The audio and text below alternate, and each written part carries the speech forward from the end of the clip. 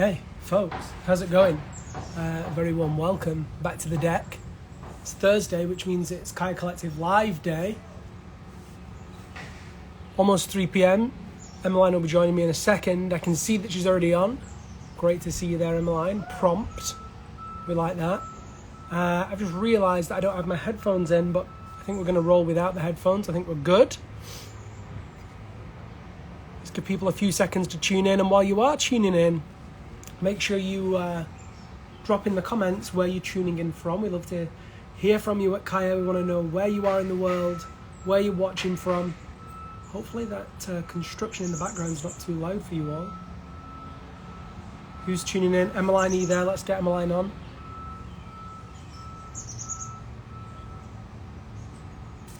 Let me see about this. Emmeline. Boom. Send. A very good afternoon. Hello and a warm welcome to Kayak Collective Live. There is Emmeline. What's up? You good? I'm good. Awesome. Can you hear me okay? Yeah. Perfect. Great. We'll give people just a minute or so to join. Love to see so many people tuning in. Let me know where you are tuning in from. We'd love to see that in the comments. Drop us a note. I'm just going to take a little sippy of the old coffee. How's that rain going, Emmeline? It's going well. It's been really dry and hot in Utah, so it was kind of odd when I started hearing thunderstorms happening here. So it's been nice because wildfire season's here. There's probably been about, I think, 296 fires just from the start of June. So What? we need all the rain that we can get. Yeah. And all, 296 fires? yeah. 296. And get this, 90% are human caused. It's crazy. That's insane. That's absolutely insane. Looks nice out there in California, though. I mean, wildfire season's pretty close here as well. It's always a concern, but yeah, it's a lovely day right now. Last week it was like blazing. Yeah. No pun intended. It was really hot. This week it's cooled down to that kind of 75, 80, so it's pretty blissful. That's awesome. I reckon we get things underway. So my name's Liam Lonsdale. If you've not been to a Kaya Collective live session before, it's great to have you on board. We do these every Thursday, introducing all the different members of Kaya Collective, learning more about them, getting to know them more. Essentially, it's like a chat. It's just a nice chat. And in the spirit of the chat, we invite you folks at home to ask questions, to get involved. There's no rules or regulations. You know, we want to hear from you. People have submitted questions in the week up to this. You are welcome to ask as many questions as you want using the questions button or in the comments. Emmeline, you don't have to worry about keeping your eye on those. I will keep an eye on those and field them for you or send them your way. So Emmeline Wang is a member of Kaya Collective and is our very own Traddy Mummy. We're going to get into that later on. Based out of Salt Lake City, you'll find her exploring climbing and the outdoor environment. When she's not crushing, Emmeline works in the outdoor industry as a writer and a model. Emmeline, that's how I'm describing you, but I'm very intrigued to hear how you might introduce or describe yourself. I mean, I think you got it from hashtag Traddy Mommy. It started as a joke. But in all reality, I'm someone who, fell in love with climbing about 4 years ago. And I think the sport has just given me so much opportunity that I really can't find a way to pay it back. And so during my off time outside of my day job, I try to find ways to volunteer. I'm part of the Salt Lake Climbers Alliance as a communications board member. So it's all fun and games here. And during my off time, I mean, we're all on Kaya. We love to climb. I'm usually outside climbing, and where the hashtag of Traddy Mommy happened was this past season, I just fell in love with trad climbing. And, where our home is in Salt Lake City, I live about 15 to 20 minutes away from Little Cottonwood Canyon. So typically every day you'll find me getting after it outside. Super psyched that my ankle injuries finally Good. If you guys have tuned into my stories or follow me on Instagram, I had probably about like a 2.5 week journey just getting my ankle back up to speed. I injured myself at the gym while bouldering, just coming off of a warm-up climb. And I, don't really boulder as much. So I'm really psyched to just be able to get back outside and get after it this season. You kind of touched on it there for a second, but I'm really interested to hear about how you actually got into climbing. You said it was 4 years ago. Yeah. So I graduated college in 2015, and for me, once you graduate from college, playing two collegiate sports at the varsity level, I played softball as well as ran cross country at the collegiate level. You can imagine that your daily schedule in school is just constantly on the grind. Like every morning we'd have weight room and then 4 hours of practice where you're really in a team sport for the 4 years of college that you're in. And so when Yeah. I graduated college, it's kind of this loss of identity that you have where it's like, oh my gosh, I'm what my friends call a NARP, or stands for non-athletic regular person. What do I do with my life? Like, where do I even begin? Because you have such a regimented schedule to now, like, it's free flow. Yeah. So I got into various sports like CrossFit. I tried Go Ruck and different types of sports that just didn't really click for me. And then Uh-huh. when I found climbing, it was funny. I was working as a barista over at Facebook. I'm originally from the Bay Area, and one of my friends, she would get two croissants every morning and get three lattes every day. And I'm like, where does it all go? Like, you're ripped. And I'm always just curious, like, how do you maintain your physique, Because if you're drinking three lattes and having two croissants every day, like, and it's not going anywhere, either A, you have really good genetics and a great metabolism, or B, like, there's some type of sport you're doing. And she was just like, yeah, like, I climb. And, if you ever want to come as a guest with me, would love to bring you to the gym. And so my first exposure, when I was younger, I climbed actually in Yosemite one time on top rope, and I Hmm. went to like multiple birthday parties, just, very casually climbing, but never really delved into it as a sport. I Right. went with her as a guest at Berkeley Iron Works. Shout out to Touchstone. Love you guys. You'll always have a special place in my heart. I went and it just stuck, and from there I signed up at my local gym in Fremont, the Peak.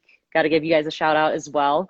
And just like kept with it every day. And what's ultimately kept me in climbing is really the community. I'm sure so many climbers can tell you it's the community, the lifestyle, living with less, realizing that life is really about building memories with your friends and family, and just getting you to really care about the important things, because you kind of realize how short life is as you are able to intimately connect with nature. You're like, wow, this is the life. So it's kind of Was how there I a got into point? it and what's kept me in. Yeah, yeah. Like, I mean, that's kind of what I was going to ask next. Was there a point where, you were like, oh, this is it. Like, this is what I'm supposed to be doing. Yeah, I think it was my Was first month in climbing, actually.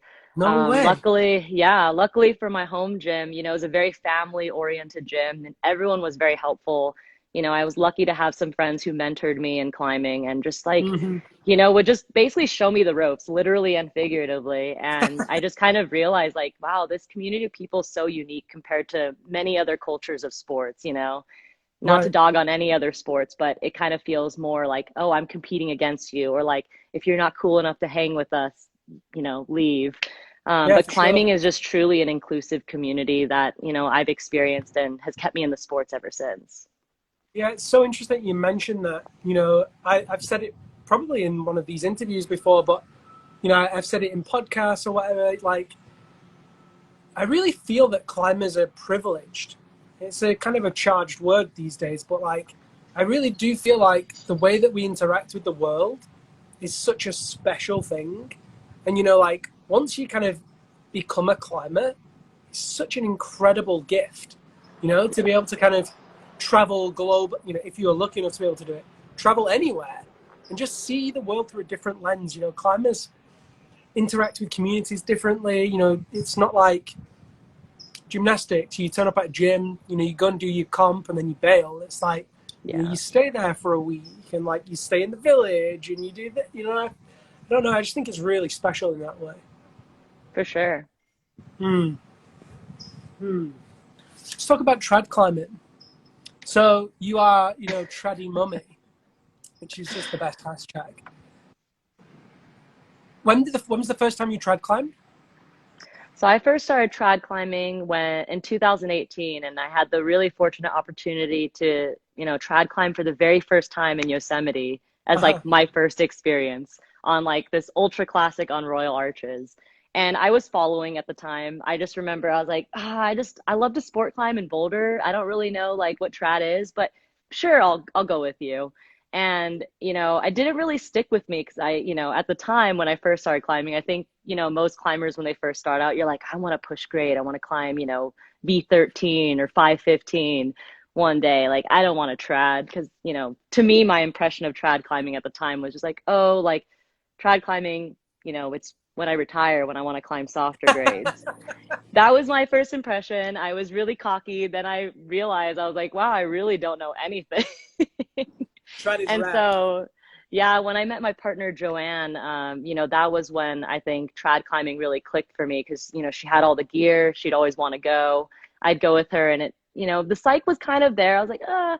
But really, I think when I moved to Utah, I made this pact to myself. I was like, everything in Utah is at your access. Like the world is your playground here.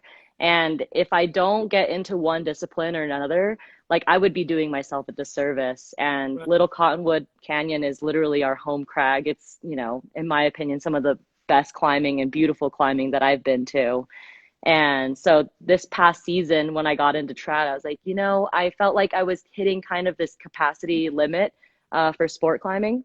Hmm. And I just was like, well, I want to learn some new skills. Like, I really want to learn how to do self-rescue or, get to high places. Like, how do I Well, do that? Well, I was like, well, you got to trad. So that was when it really hit it for me, was when, we went on a few trad climbs out in Little Cottonwood Canyon, and you just see these beautiful sights that, if I was limited to one discipline like bouldering or single pitch sport climbing, I wouldn't be able to get such high off the ground. So that was really what sealed the deal for me. And then with any new discipline you get to, you see that progression happening. So, I flashed my first 511 out in the creek. I started doing like these classics out in Little Cottonwood Canyon where I was like, wow, this is really scary for 5'9" plus, but I didn't realize 5'9" was like the max grade back in the day. So I was like, yeah, okay, I right. should put a pat on my back. So I started seeing that progression happen, and that's what really got me into the sport of trad climbing. So cool.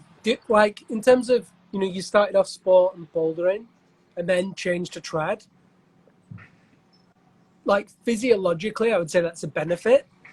In Yeah. terms of like you get the strength of bouldering, you get the endurance of sport climbing, and then if you can apply those kind of movements and abilities to trad, then great.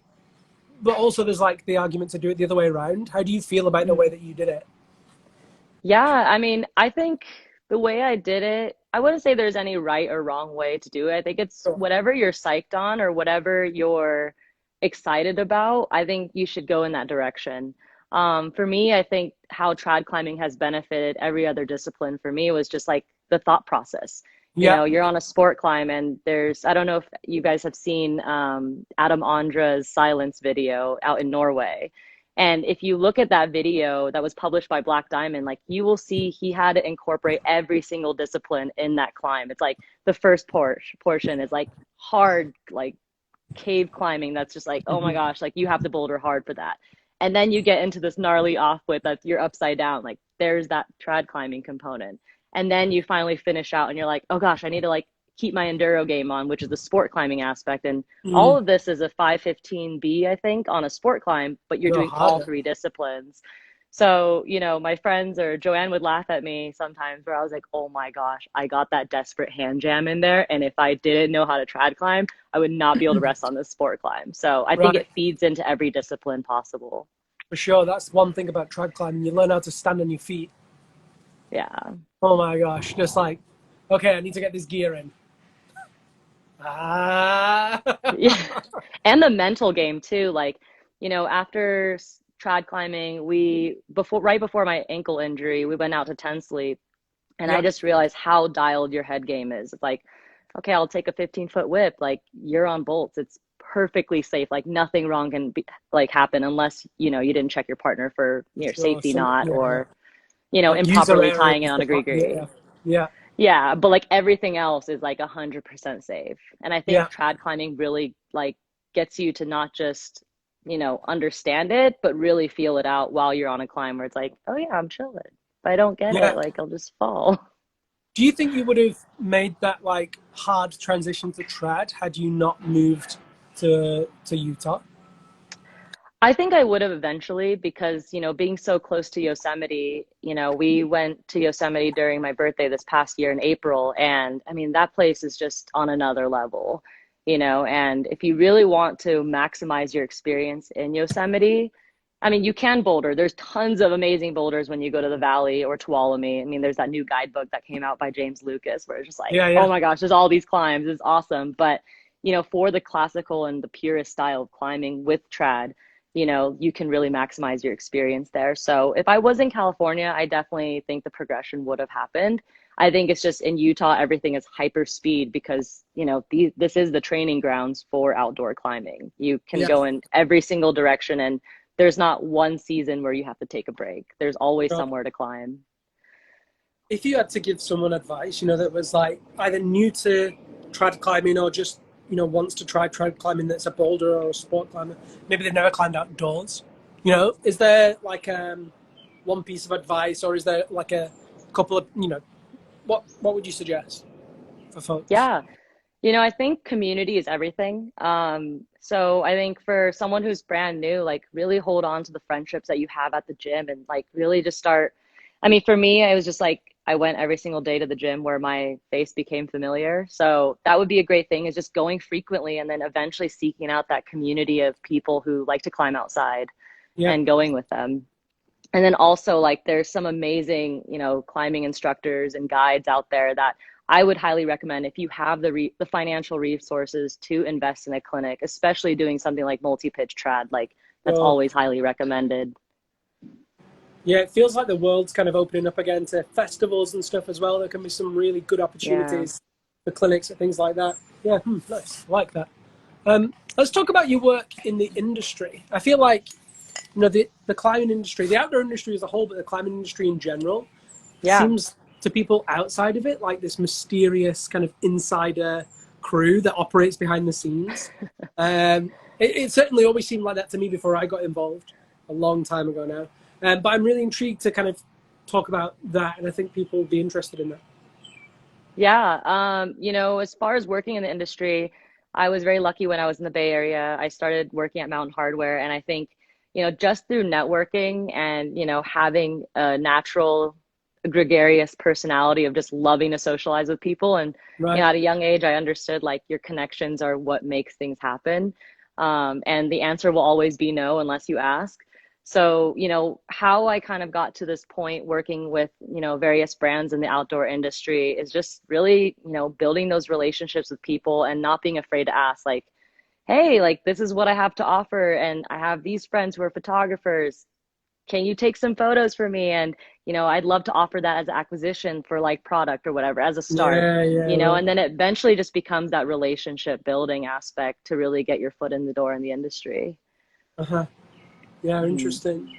And so now you're out in Salt Lake. Are you mainly, focused on getting out there and climbing, or are you like, and kind of leveraging yourself as a climber ambassador, or are you the other way, like working with the industry and like behind the scenes? What's your focus now?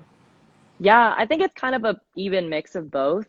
Yeah, A lot of times I'm usually on photo shoots with, photographers. And then also, just having those dedicated time and space, when I climb with my partner or my close friends, where it's like, this is just a climbing trip.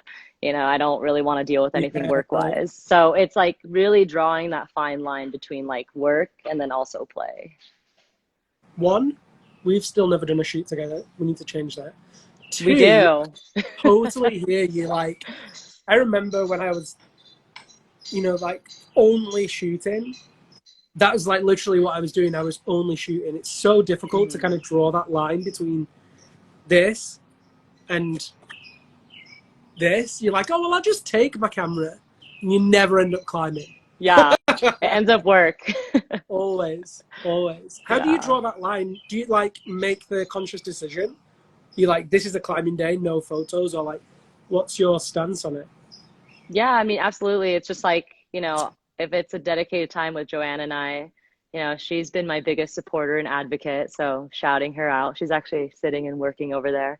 So she could hear me probably, or not. Maybe she has her headphones in. But, there's times where I'm like, hey, babe, like, we're going to go on a photo shoot. There's probably not going to be as much climbing. Or if we're climbing, they're going to be kind of contrived on these, moderate routes where we're just mostly the goal is getting photos or Right. video footage. And she's So, like, cool, let's do it. And then there's days and weekends where, we would consciously make that decision where it's like, hey, like this weekend, it's you and me. So like 10 Sleep, for instance, it was just me and her. And it was just purely for climbing and vacation, like no work involved. so good. Love that. Yeah, Yeah. draw that line in the sand. Do you have goals for your climbing? Like, are you a goal-oriented person? So that's actually quite a loaded question. It's a great question though. So last season, when I first moved to Utah, I was very like aggressive about achieving getting, multiple 512s out in American Fork. And I realized through that goal setting, I was able to achieve them. And then I realized like through the process, which I love the process, but also it's kind of a blessing and curse. I wasn't a very nice person. I would get very frustrated and just so enveloped on the route that it just became so much of like, I need to achieve this.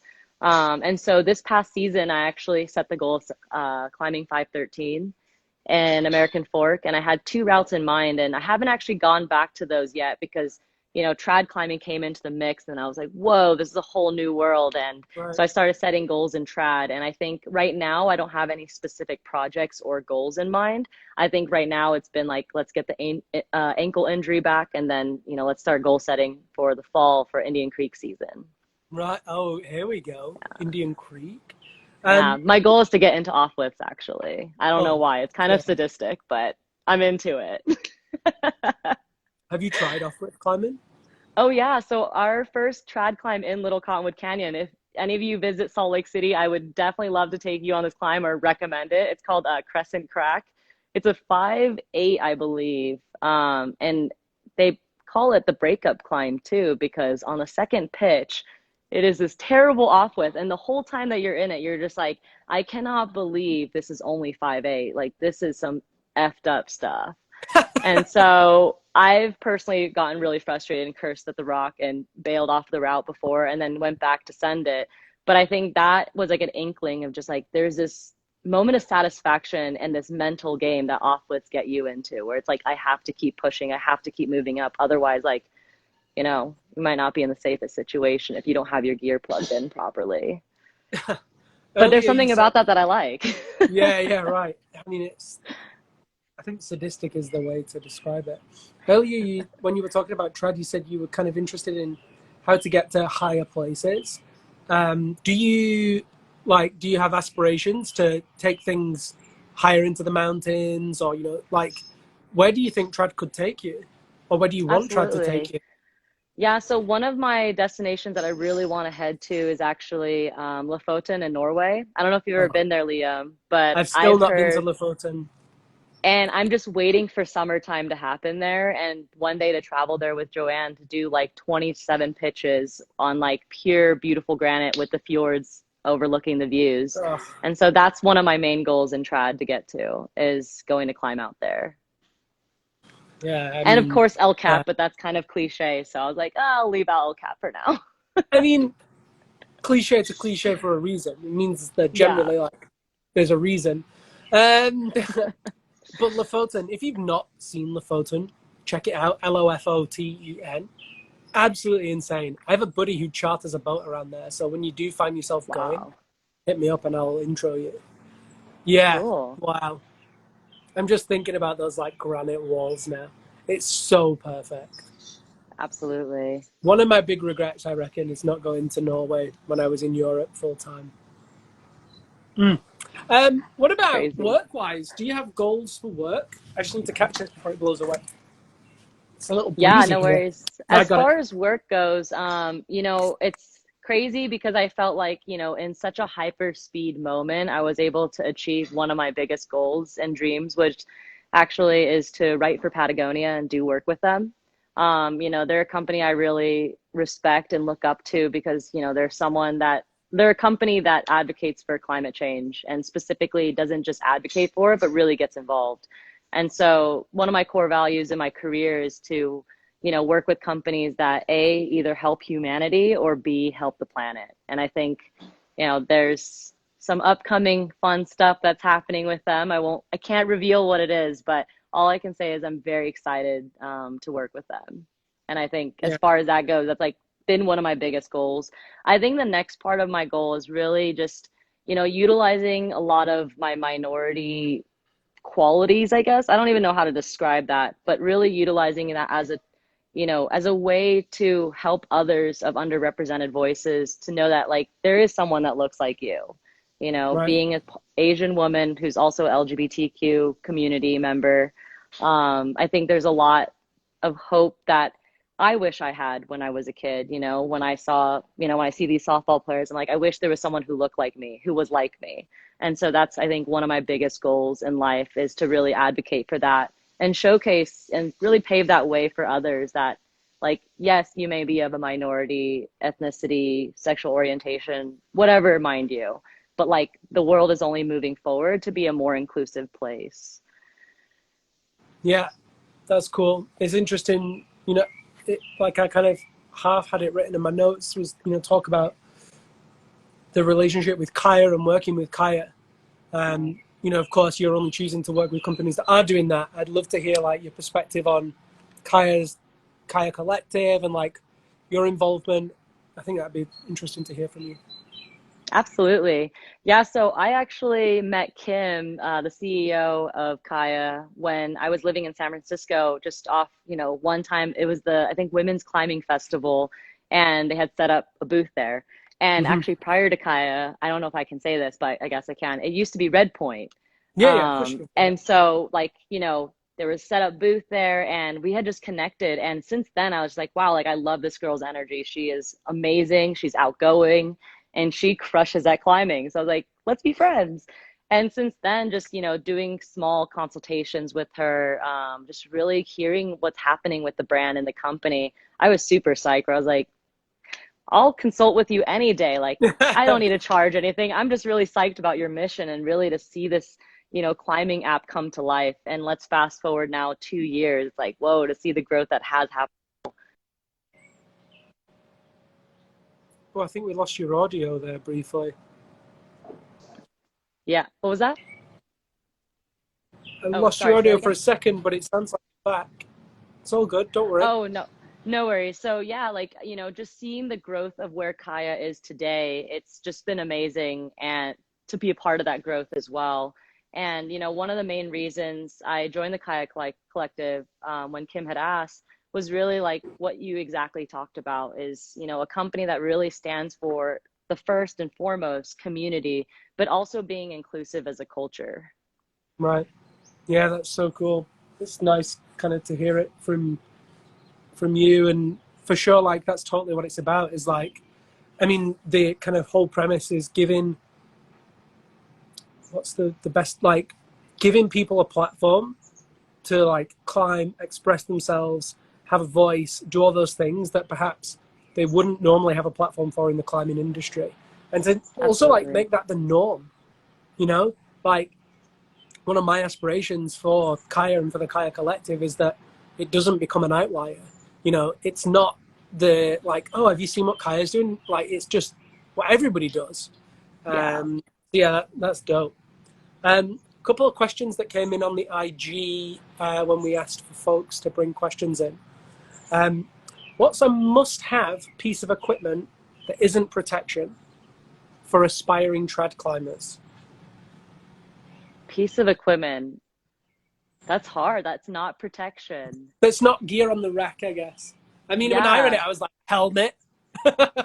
Oh, okay. I have a great one. And this was actually a recent discovery for myself. So when I first got into multi-pitch climbing, I mean, I would Mhm. carry this fat multi-pitch pack that had like my sandwich, my food, my jacket. I mean, it was kind of ridiculous. And then when I went through my first chimney, I was like, it is not going to fly.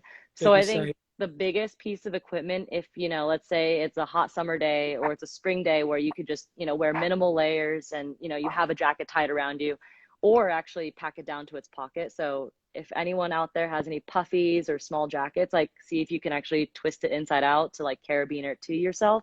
My biggest piece of equipment is actually a 32-ounce Nalgene bottle that I'll just carabiner to the back of my harness. So then if you're ever going through off-widths or crazy chimneys and you're not going to be able to want to haul your pack up there, or like me, when I didn't know how to haul gear up, you know, you're squeezing through this chimney. I'm like, this is impossible.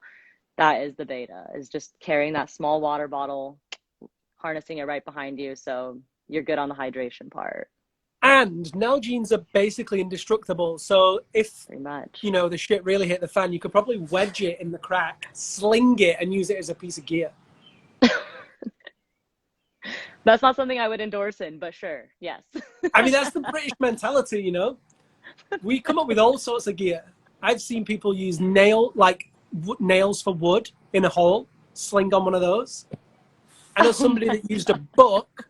In fact, maybe I read this. I think it was Andy Kirkpatrick. Andy Kirkpatrick put a book and a cam in a crack because the crack was too wide, and he was on he was aiding something on his own, so he put a book in and then cammed on the front. Nice.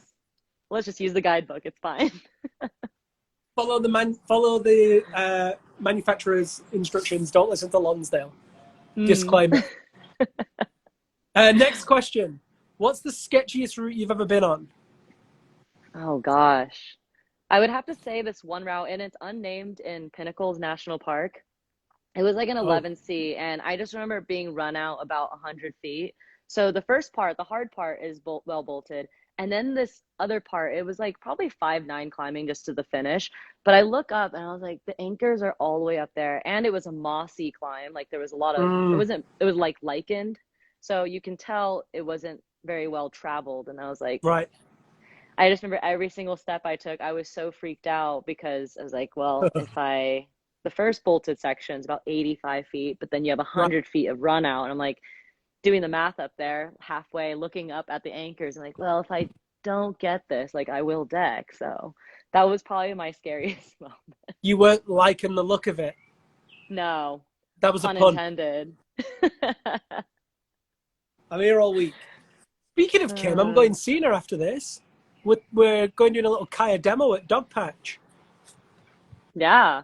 True facts. Next question that came in on IG. Favorite piece of trad gear? Very trad oriented, these questions. Do you have a favorite piece of gear? I always had a favorite piece of gear.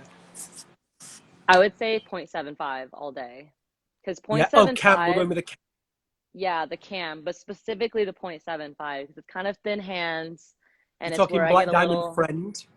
No, I'm talking Totem. Oh, Totem cams. Like indestructible. I would trust my life every time. I would take, 40-foot whippers off a 0.75. And like, I love that piece of gear because it's when it starts to get thin hands for me. A little bit scary. So that's probably my favorite piece of gear in trad. I was psyched when Totem bought Alien and Alien cams got saved. Alien cams are the best, especially for British trad climbing. Oh, okay. Fun fact. You'll have to tell British me about that climbing. offline. Take a set of aliens with you. Oh, here's a good one. Last question that came in from IG was must have multi-pitch snack? Question mark. What's your snack beater? And no pressure, but Nicholas Milburn had the best crag snack game of anyone I've ever heard. Well, you're gonna have to tell me right after. Pie. Yeah. Go on, what's yours? I would say Cliff Bars. You're a because Cliff I don't Bar. really have an appetite when I'm multi-pitching. So actually one of the reasons I love multi-pitch and got into it too is I have this running joke with Joanne that, I aspire to be a gangly climber because that's like my natural physique as a, human body. So I was like, yeah, I just really like looking lean. And, one of the most rewarding aspects of trad climbing is typically I would, eat a pretty good breakfast consisting of like oatmeal, blueberries, and honey. And then pretty much the whole time during multi-pitch, unless it's like a really long, push, I won't eat anything. And then afterwards we'll go get in and out. And that's pretty dope. New t-shirt for Emmeline. I mainly trad for the in and out. And you're I just mainly like, trad for the I burgers. deserve this. I don't even feel bad. And like the next day you wake up and it's like it didn't go anywhere because you just output all these calories. I love that. The Emmeline Wang trad diet. Exactly. Coming to a dietitian near you soon. Okay, there's a thing that I like to do in these interviews called Quickfire Questions. And you have to answer them as quick as possible. You can have long answers, but I don't want you to think about them. I just want you to like quick fire. Are you ready? Okay. Yep. There's 10 of them. Indoor or outdoor? Outdoor. Sport, bouldering or trad? Sport and trad. You have to pick Can I one. only pick one? Trad. Ooh. Knee pad or bare skin? Knee pad. Love that. Favorite climbing area? Yosemite. All the beta or on site? All the beta. Love that. All the beta. Spray me down. Most Oh yeah, memorable I'll send. be on routes and I'll get sprayed down all the time. Like, Liam, what's the beta for this? Where do I go? I've never actually. Yeah, we'll put a pause on that one really quick. I actually am known, I don't like on-siting because I get really scared first time doing the route. I don't know why, it's weird. And it feels like less satisfying when I on-site. So I like what Maureen Beck always says, I am a projecting wanker. I love projecting. I live for it. Then there's like a love story you can tell with the route, you know, like, oh my gosh, like when I sent Division, there's just all these intricacies about the route that I had to focus and work on. But if you're just like, oh, oh, I I can just tell you some pretty good on-sighting stories, Emmeline. I can tell you some pretty good on-sighting stories. Oh my gosh, being like totally boxed out of my brain. You know when you're so pumped and your hands don't work anymore and you just kind of meat hook? Oh yeah. I remember being like so run out, like above my last piece of gear, and was like meat hooking. And I was literally just like needed to get to this like little foot ledge that I could see. And I was sure that I was going to like take a massive wanger. Do you know that in England we say wang for big falls? Not whipper, wanger. We'd say wango, wango. We'd say whipper as well. Oh, I like that. I'll start Yeah. using that. How's a massive wango? Wanger, E-G-G-E-R. Yeah, and you could take a fall and be like, that was an Emmeline Wanger. Yes. Okay, quickfire questions. We were up to spray me down. Most memorable send? Division, 11D at American Fork. Why?